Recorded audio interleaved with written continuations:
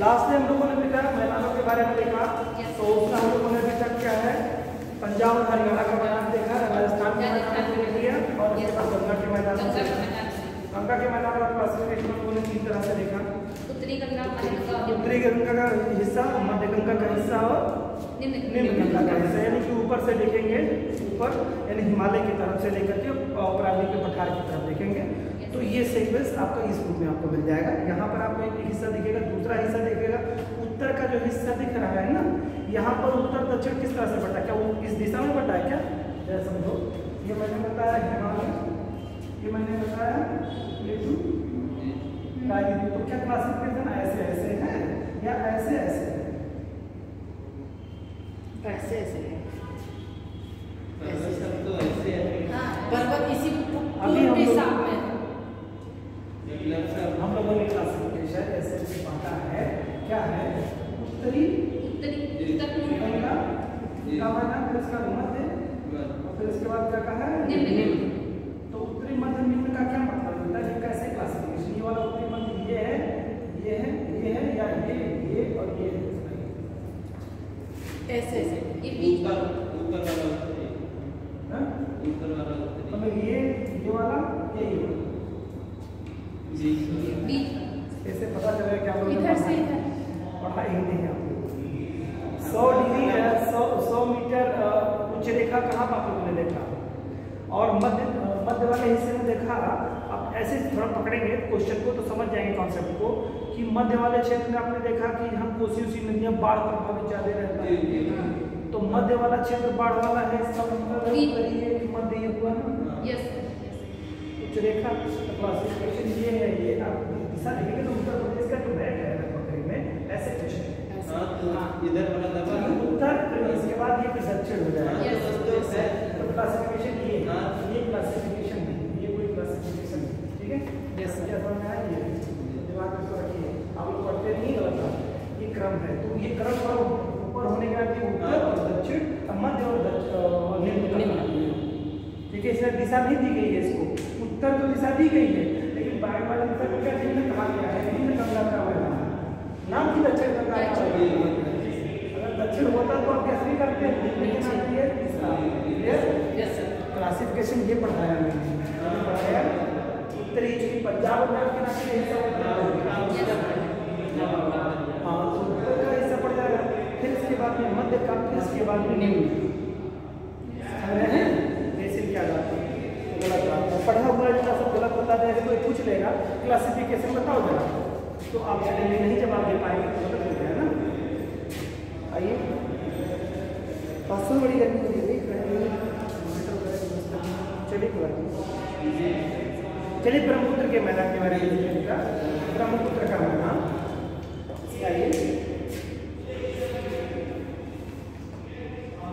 Brahmaputra plane, Brahmaputra के मैदान का मैदान या ब्रह्मपुत्रा के मैदान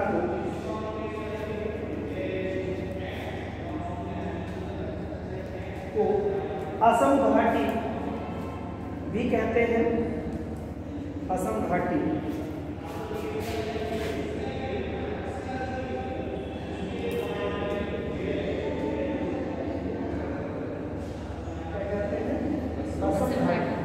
घाटी को कहा जाता है बच्चों, को घाटी को कहा जाता है। असम घाटी सही गलत?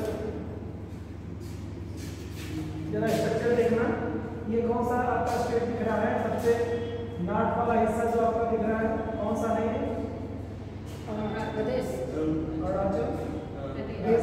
इसके नीचे इसको थोड़ा इधर ऐसे इसका बराबर यहाँ पे ऐसे। ये नीचे क्या हो गया? असम वाला हिस्सा। और इसके नीचे यहाँ पर क्या है आपका? क्या है ये? एक तरह से इसमें जो पठारी क्षेत्र है, पठार में क्या पहाड़ियाँ हैं, एक तरह से पहाड़ी एक तरह से करती है इसको, भले पठारी है लेकिन पहाड़ी है, मतलब पठारी पहाड़ी। ठीक है, तो पठारी पहाड़ी हो गया, यानी पहाड़ मान लीजिए इसको। ये भी इधर पहाड़ है, इधर ये सब क्या हो जाएगा? घाटी हो जाएगा। ब्रह्मपुत्र नदी इसी में से बहती है, ये घाटी हो गई। तो इसको चाहे आप कह सकते हैं ब्रह्मपुत्र का मैदान या असम की घाटी। असम पूरा घाटी ही है, क्योंकि अरुणाचल प्रदेश आपका हिमालय का विस्तार है मतलब ऊंचा हिस्सा है और फिर आपका मेघालय ऊंचा हिस्सा है, तो इस बात में घाटी हो गया ना ये। Yes sir. दो पहाड़ी के बीच का हिस्सा मैदानी हिस्सा क्या घाटी तो कहलाता है भाई। जैसे जम्मू कश्मीर क्या घाटी है, दो पहाड़ियों के बीच में है तो घाटी हो गया। तो उसी तरह से असम भी है, इधर नीचे दक्षिण में आप मेघालय की पहाड़ियाँ हैं या पठारी कह सकते हैं, पठारी जो भी कहें आप इसको। फिर इसके बाद उत्तर में आपका पहाड़ है, इसके आगे देखेंगे तो बहुत अराकानी वहाँ पर कुछ कहीं बन जाएगी, हालांकि वो असम में नहीं आएगी क्योंकि वो अरुणाचल प्रदेश बढ़ा हुआ है अरुणाचल है ना। यहाँ पर क्या थोड़ा थोड़ा पड़ गया होगा ये असम की घाटी इधर क्या बोलते हैं अराकानी वहाँ पड़ जाती है ना आपकी। चलो आपको मेहनत यहाँ पर सार्थक हो जाएगा भाई, यहाँ तक है ना। आपने गलत काम किया था इसी नाम पे आपका यहाँ तक चला। अगर आपने उन मानकों को पूरा किया होता तो नहीं जाता, इत्तेफाक से गया हम। असम घाटी भी कहते हैं, यह मेघालय पठार और हिमालय पर्वत के बीच, यह मेघालय पठार और हिमालय पर्वत के बीच में एक लंबा और पतला मैदान है, में एक लंबा और पतला मैदान है।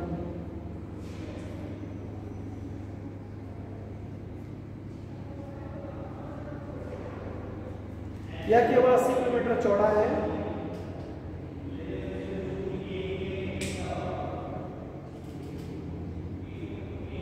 यह केवल 80 किलोमीटर चौड़ा है।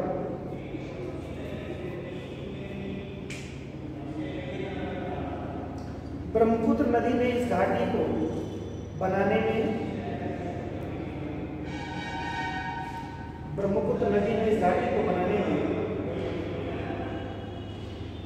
यहाँ पर भारी मात्रा में मिट्टी लाकर एकत्र कर दी है,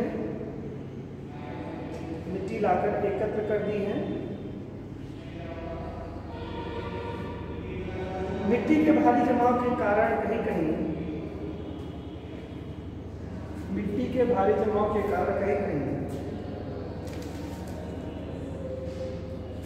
द्वीप भी निर्मित हो गए हैं।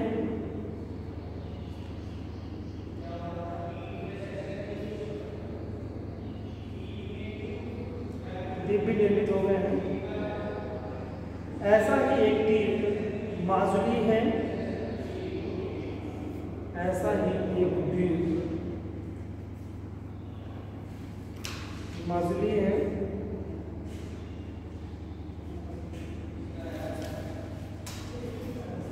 जो असम राज्य में है।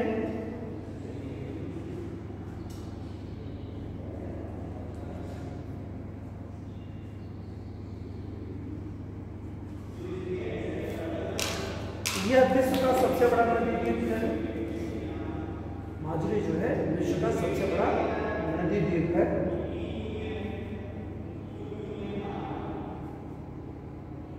सबसे बड़ा नदी द्वीप है।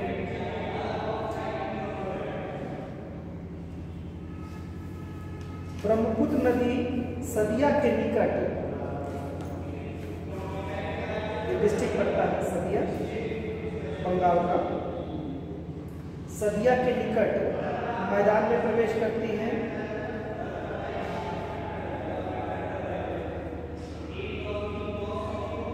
और 720 किलोमीटर बहने पर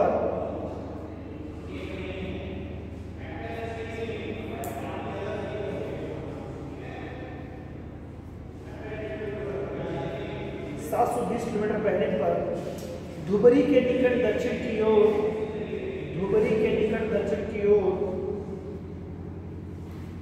मुड़कर बांग्लादेश में प्रवेश, धुबरी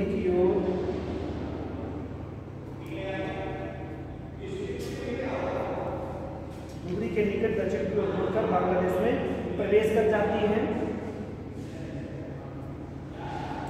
घाटी का तल पूर्वी भाग में 130 मीटर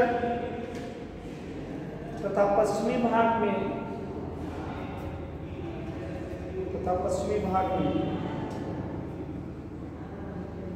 30 मीटर ऊंचा है।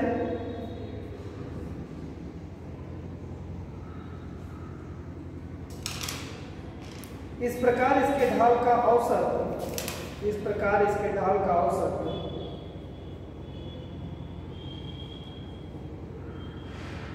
13 सेंटीमीटर, औसत 13 सेंटीमीटर प्रति किलोमीटर है। इस प्रकार इसके ढाल का औसत 13 सेंटीमीटर प्रति किलोमीटर है।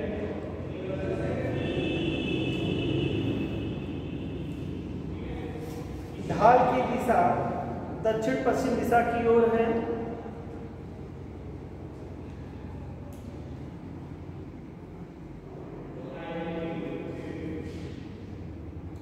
ढाल ऐसे ही है, आसन जो आता है आपका ढाल किस तरह से लिखे हुए है ना, ये क्या है, दक्षिण पश्चिम की तरफ ढाल लेकर के आता है ना, है ना। आसन का जो योजना देखेंगे तो ये ऐसे ढाल लेकर के आया ना, तो दक्षिण पश्चिम की तरफ ढाल लिए है। तो नदी का प्रवाह की दिशा उत्तर पूर्व से, यानी कि अरुणाचल प्रदेश में जब प्रवेश करती है उसके बाद असम में जब आती है, वहाँ से अगर आप असम के पूरे एक तरह से उत्तर पूर्वी छोर से लेकर के और दक्षिण पश्चिम छोर तक वो जाती है असम से। पूरा बीचों बीच असम का हिस्सा ये घाटी जो है पूरे बीचों बीच से होकर के गुजरती है असम की, ठीक है। तो चलते हैं आगे। ढाल की दिशा दक्षिण पश्चिम की दिशा की ओर है। उत्तरी सीमा पर तराई व अर्ध तराई क्षेत्र पाए जाते हैं। उत्तरी सीमा पर तराई व अर्ध तराई क्षेत्र पाए जाते हैं।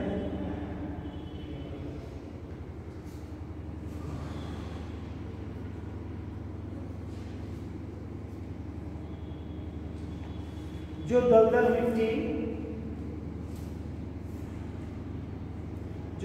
मिट्टी व सघन वन से आच्छादित रहते हैं।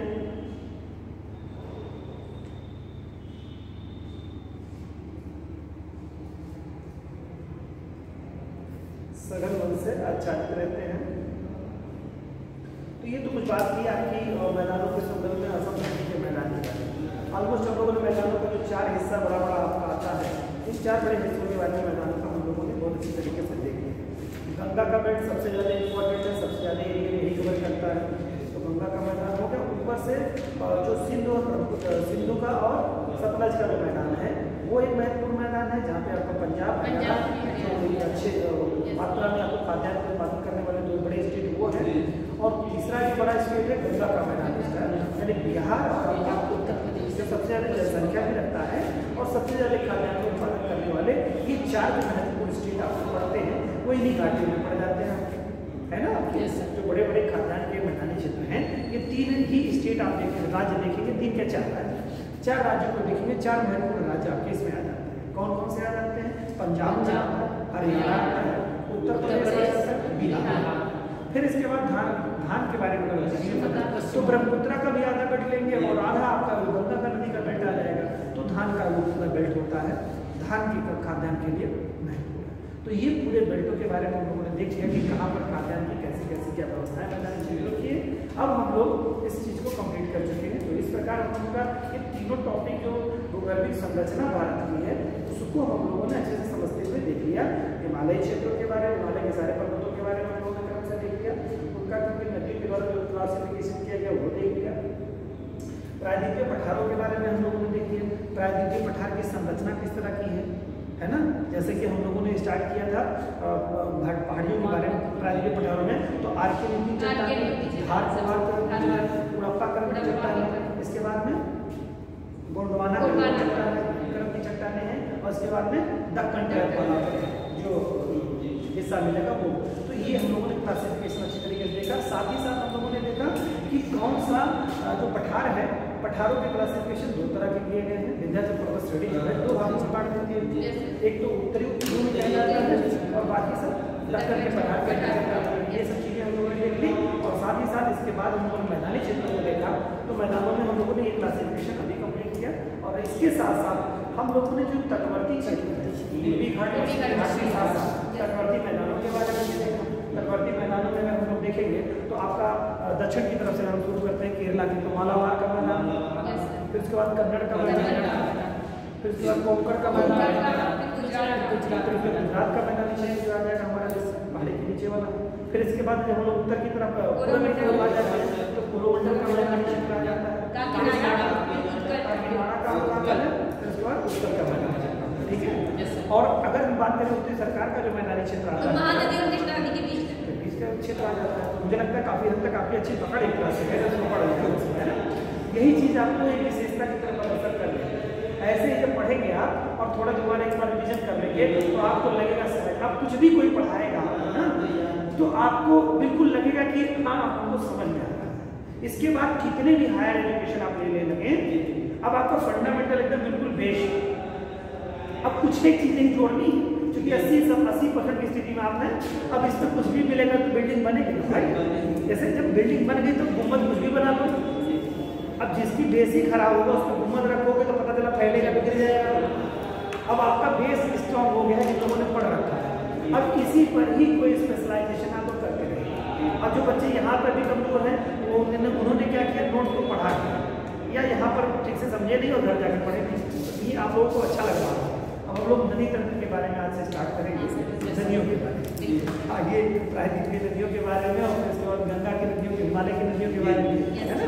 देखते हैं, मजा आ रहा है ना, बिल्कुल मजा आपको आना चाहिए, कोई बात नहीं, हम लोग नहीं, हाँ बिल्कुल हम लोगों को एंजॉय होना चाहिए क्लास में, से बोरियत नहीं होनी चाहिए क्लास हमेशा इंटरेस्टिंग होना चाहिए, रोचकता बनी रहेगी तो विकास भी होता रहेगा। चलिए आइए अपवाद तंत्र के बारे में बात करते हैं।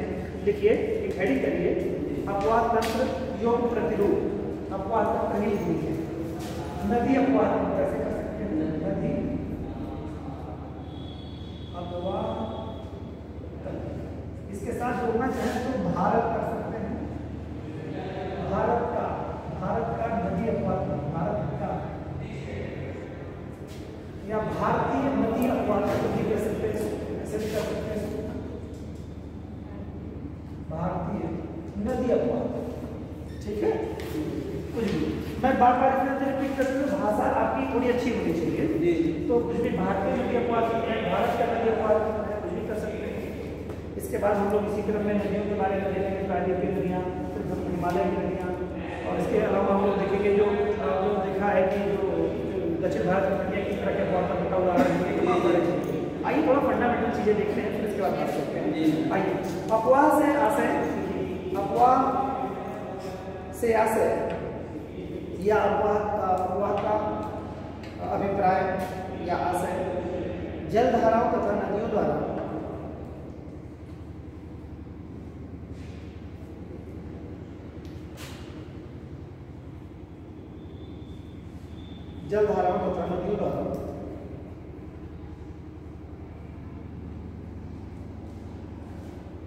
जल के धरातलीय प्रवाह से, जल के धरातलीय प्रवाह से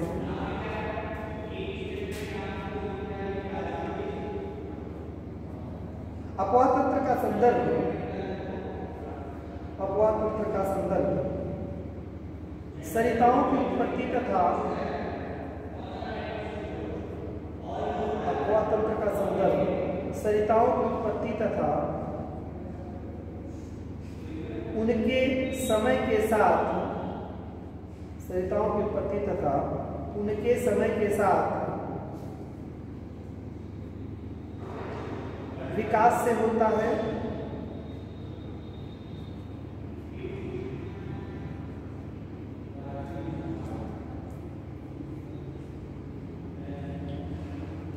जबकि अपवाह प्रतिरूप का संदर्भ, जबकि अपवाह प्रतिरूप का संदर्भ क्षेत्र, जबकि अपवाह प्रतिरूप का संदर्भ क्षेत्र विशेष की, क्षेत्र विशेष की, जबकि अपवाह प्रतिरूप का संदर्भ क्षेत्र विशेष की सरिताओं के, क्षेत्र विशेष की सरिताओं के ज्यामितीय रूप, संदर्भ क्षेत्र की सरिताओं के ज्यामितीय रूप तथा, ज्यामितीय रूप तथा स्थानिक व्यवस्था से, स्थानिक व्यवस्था से होता है।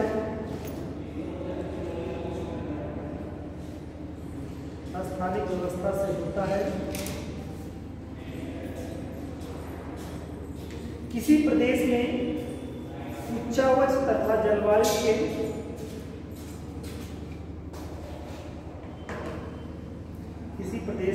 उच्चावच तथा जलवायु के दो प्रधान कारक हैं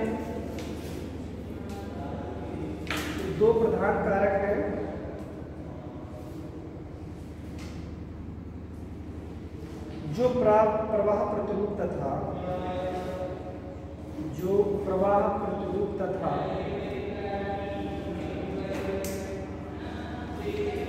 उसकी विशेषताओं को निर्धारित करते हैं।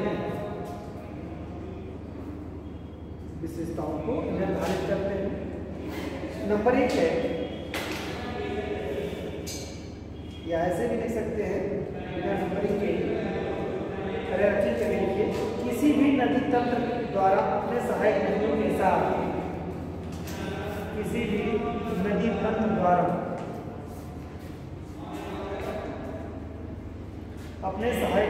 साथ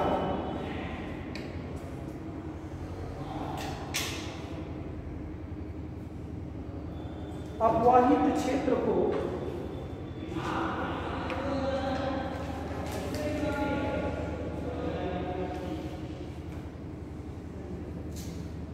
अपवाह द्रोणी की संज्ञा दी जाती है।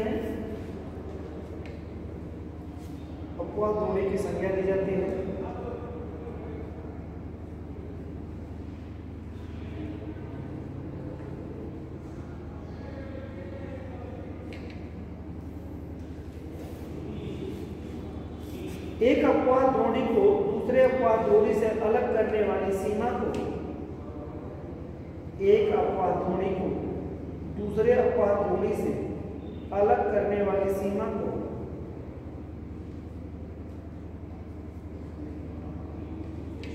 जल विभाजक कहते हैं।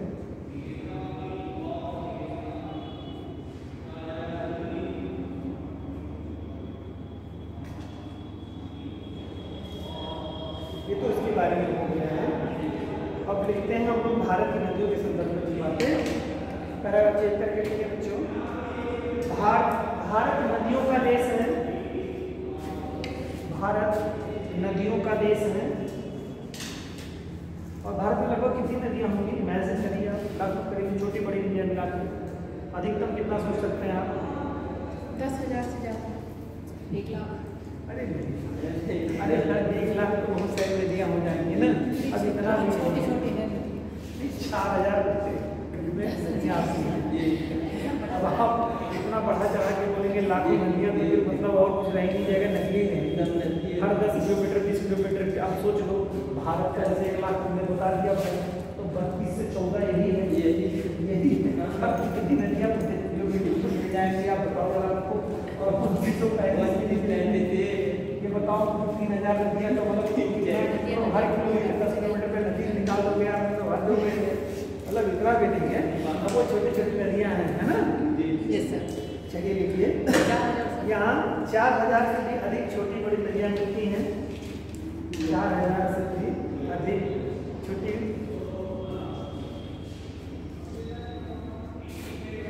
बड़ी नदियां मिलती हैं।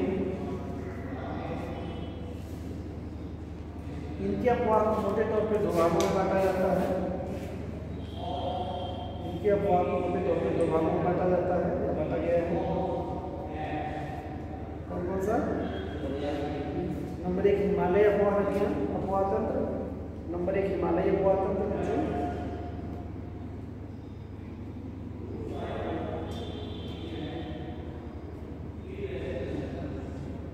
हिमालय अपवाह तंत्र।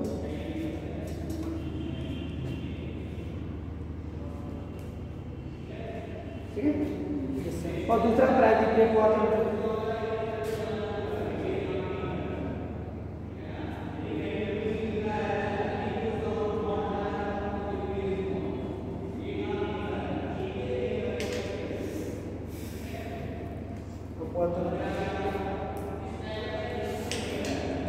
आगे लिखिए, अभी डिटेल हम लोग अलग नहीं कर, हिमालय अपवाह तंत्र और फिर इसके बाद प्रायद्वीपीय अपवाह तंत्र पढ़ेंगे।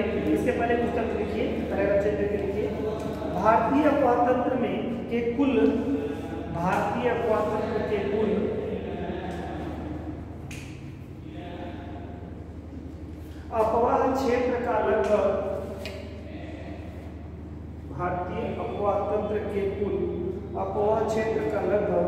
77% भाग की नदियां 77% भाग की नदियां बंगाल की खाड़ी में जल विसर्जित करती हैं।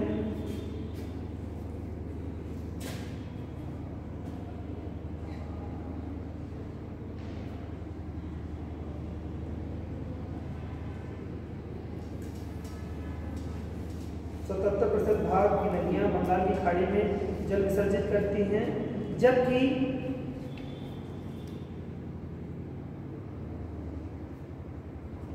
अरब सागर में जल विसर्जित करने वाले नदियों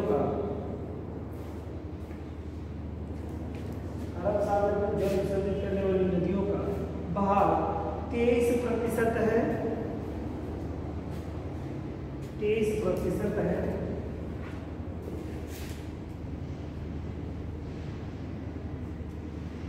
क्या आपने देखा? पहली बात हो गई जल, कौन सा जल? नदियां जो भारत में टोटल इंडिया की बात करेंगे, पूरे भारत की बात करेंगे।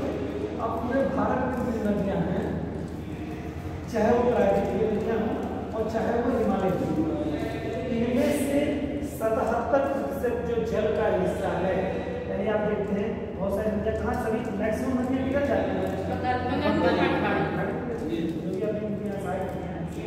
ठीक है, ये सब जाते हैं। वाटर का लगभग नदी वाटर का जो है 77% हिस्सा कहाँ जाता है? बंगाल में जाता है।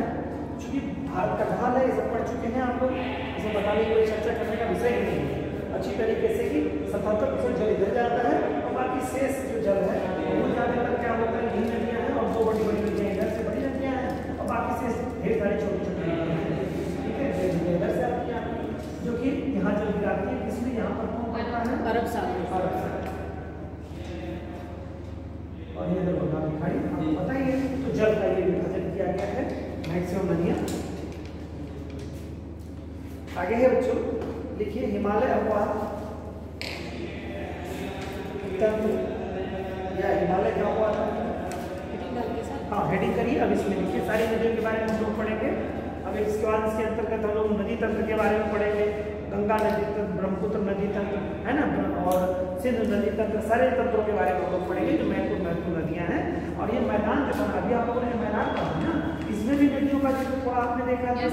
तो ये नदी तंत्र में नदियां, देखिए मैदान का निर्माण नदियों से तो होता है। अच्छे मैदान का निर्माण, जैसे खादर मैदान जो है नदी जहाँ रहेगी वही तो होगा और वही उपजाऊ होता है। तो नदी मैदानों से रिलेशन रखती है, अच्छा रिलेशन रखती है। जब नदी नहीं होगी तो कोई मैदान अच्छा हो ही नहीं सकता, क्योंकि जल की समुचित व्यवस्था होगी नहीं, पानी वहाँ पर हो ही नहीं सकता है। तो ये दिक्कत का विषय बन सकता है। तो आपको नदियों के बारे में यहाँ पर सारे तंत्रों के बारे में हम लोग पढ़ेंगे। आइए पहले देखते हैं हिमालय का तंत्र। इसमें देखिए हिमालय की उत्पत्ति के पूर्व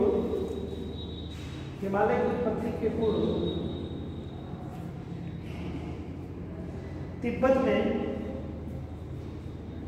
हिमालय की उत्पत्ति के पूर्व तिब्बत में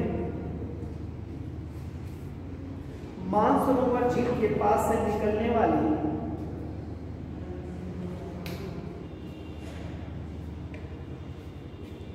हिमालय की उत्पत्ति के पूर्व तिब्बत के मानसरोवर झील के पास से निकलने वाली सिंधु सतलज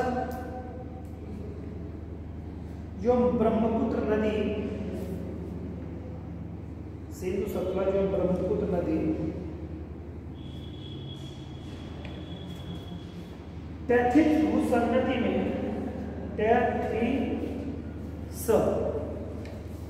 मालूम है आप लोगों को?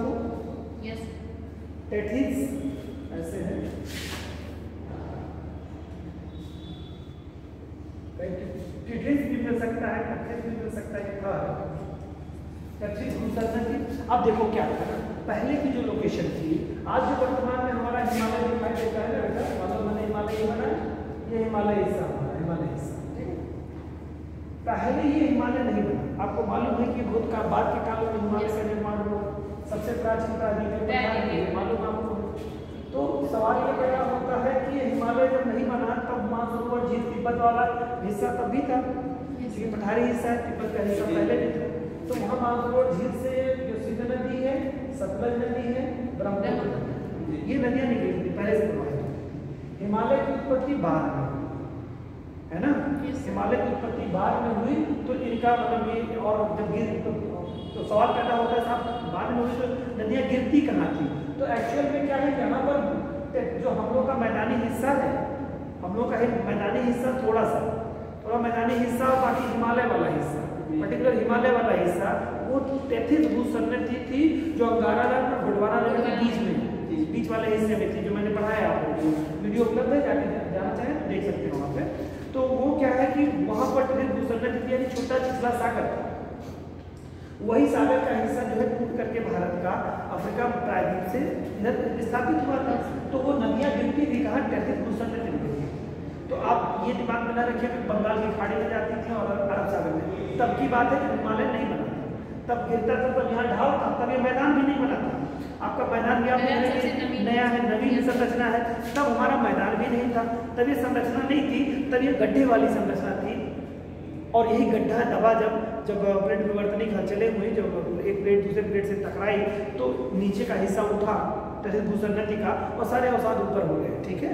और अवसाद ऊपर हो गए, इसी नाते हिमालय पर अभी भी जो समुद्री जीवों के अवशेष यानी मछलियों के अवशेष वगैरह भी कभी पाए जाते हैं, है ना। तो उसके पीछे का कारण तो यानी तैथिस भूसंरचना में जल गिराती थी ये नदियाँ। बात समझ आ गई कैसे कॉन्सेप्ट है, ठीक है, चले आगे। गिराती थी तथा प्रायद्वीपीय पठार की नदियाँ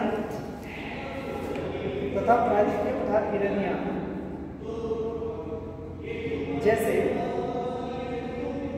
चंबल बेतवा,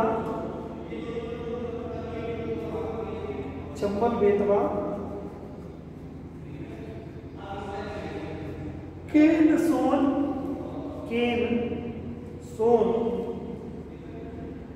इत्यादि भी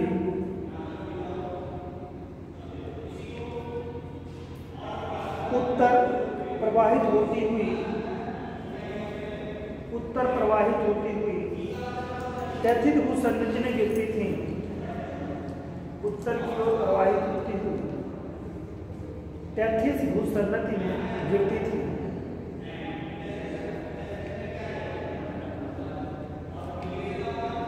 तैथिस भूसंरचना के मलबे पर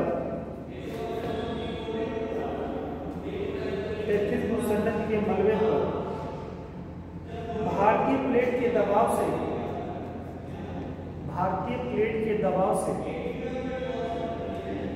बृहद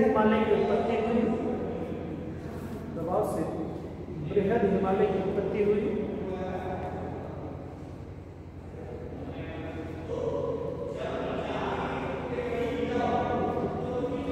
जिसका उत्थान धीरे धीरे हुआ, फलस्वरूप सिंधु सतलज तथा ब्रह्मपुत्र में मार्ग में उठने वाले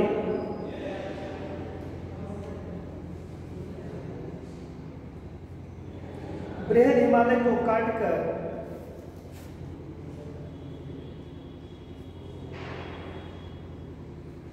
अपनी दिशा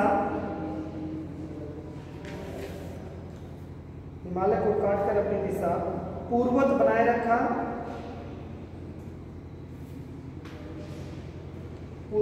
रखा, जिसके फलस्वरूप इन्हें पूर्ववर्ती नदियां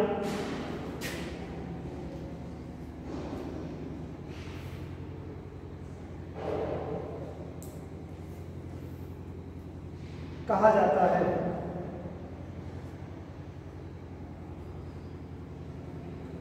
एक कॉन्सेप्ट यहीं और समझिएगा, क्या बताया गया अभी कि पहले तैथिस भूसंरचना थी और सभी नदियां क्या होती थी, तैथिस भूसंरचना में गिरती थी। कौन सी? दक्षिण के भी पठारी क्षेत्रों की बेतवा, केन, सोन, ये सब जो नदियां थी ये गिरती थी, चंबल वगैरह तटीय भूस्तर नदी में गिरती थी, तो तटीय भूस्तर नदी में जब गिरेगी बेटा तो ये इसकी दिशा इधर होगी ना, ऐसे होगी लगभग करीब, जहाँ से भी निकलती है तो वो इधर से जाएंगी, यानी सीधा उत्तर की तरफ जाती थी, इसमें कोई डाउट?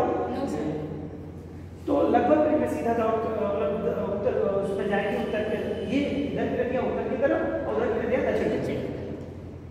अब जरा समझिएगा, तो जाती थी लेकिन जब ये उसका उत्थान हुआ हिमालय का तो ये उठा तो साथ सारे हिस्से उठे और नदियों की दिशा समय के साथ इधर परिवर्तित हो गई, मतलब ये पूरब की तरफ परिवर्तित हो गई। अब जरा समझना, तो जब जो पुरानी बांगर आपको मिलती है ना मृदा, तो आप सोचते हो कैसे साहब वहाँ बांगर मिली, पानी कैसे आता रहा होगा, वो दिशा कुछ समझ में आ रही है? तब तो नदी ऐसे बहती थी भाई, अभी नदी की दिशा इधर हो गई है, तो बांगर वाले जो क्षेत्र है इन्हीं कार्डों से पहले जलमग्न हुआ करते थे, और जब ये हिस्सा उठा पानी नहीं पहुँच नहीं पता, इस नाते ये हो गए ना बांगर के हिस्से हो गए। अभी कुछ समझ में आया कॉन्सेप्ट? ये कारण है कि मतलब इंडोजेनिक फोर्सेस के कारण, आंतरिक बलों के कारण से स्थलीय संरचना के स्वरूप में मतलब उठाव और दबाव की स्थितियां हैं, तो उठाव होने के कारण से वो हिस्सा क्या हो गया, जो खादर हिस्सा था वो समय के साथ पानी नहीं पाया तो बांगर बन गया। क्लियर? तो बांगर वाले क्षेत्र ऐसा नहीं कि पानी पहले खूब भर के जाता था, पहले दिशा कुछ ऊंचा नीचा था तो पानी की दिशा नदियों की अलग थी, अभी नई दिशा बदल चुकी है जब से हिमालय का उत्थान हुआ। चलिए आगे।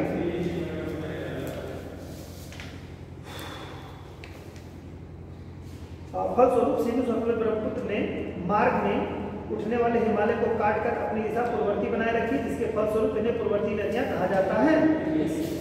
इन तीनों नदियों ने बृहद हिमालय को काटकर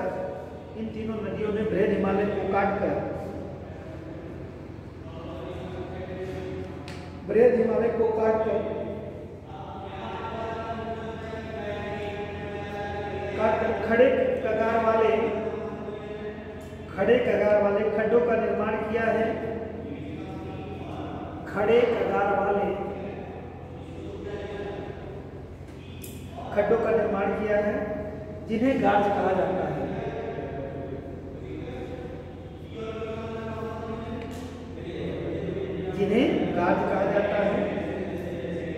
जैसे सिंधु गार्ज जम्मू कश्मीर राज्य में, या जम्मू कश्मीर लिखिए राज्य में लिखिए, चूंकि केंद्र शासित प्रदेश हो गया है तो जम्मू और कश्मीर ऐसे लिखिए। जैसे सिंधु गार्ज जम्मू कश्मीर में, सिंधु गार्ज जम्मू कश्मीर में सिंधु नदी द्वारा बनाया गया है।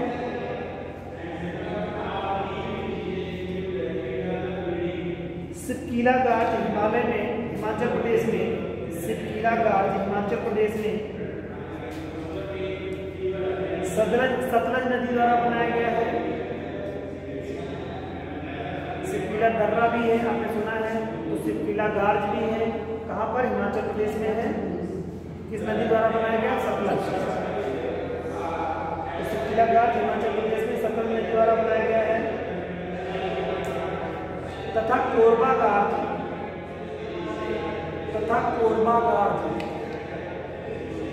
अरुणाचल प्रदेश में ब्रह्मपुत्र नदी द्वारा बनाया गया है।